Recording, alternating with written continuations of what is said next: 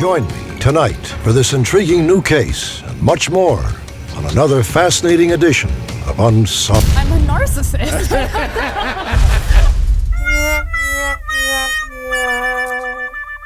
Update.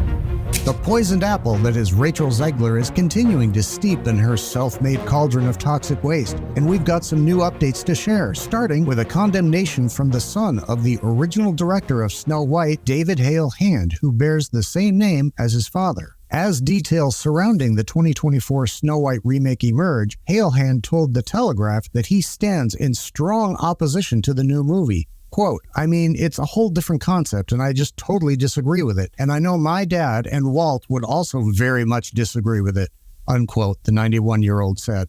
There's no respect for what Disney did and what my dad did. I think Walt and he would be turning in their graves. Hale Hand said he would prefer if Disney's original animated films remained untouched, calling the remake a disgrace for trying to do something new with something that was such a great success earlier. I'm afraid of what they're going to do with the early films. The company's thoughts are just so radical now, Hand explained.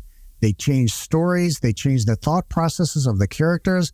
They just aren't the original stories anymore. They're making up new woke things, and I'm just not into any of that. Disney has released 19 remakes of animated movies since the runaway success of 2010's Alice in Wonderland, and currently has at least 11 more in development, including reimaginings of Bambi, Moana, and Lilo and Stitch. And also insists that the original 1937 film, based on the 1812 fairy tale by the Brothers Grimm, was with good taste when it was written, and that he believes that young people have never seen the original and don't know what they're talking about as a result. Zegler has reportedly been blocking people left and right on social media. Not sure why she'd even be looking at social media these days. Put your phone down.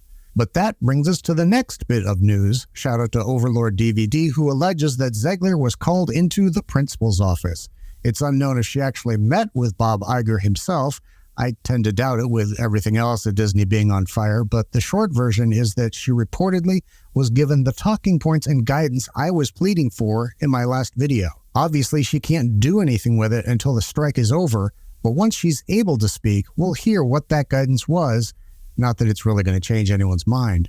I've heard some say that she was probably one of those mean girls in high school and that this may be the first time anyone has really held her accountable for her words and actions.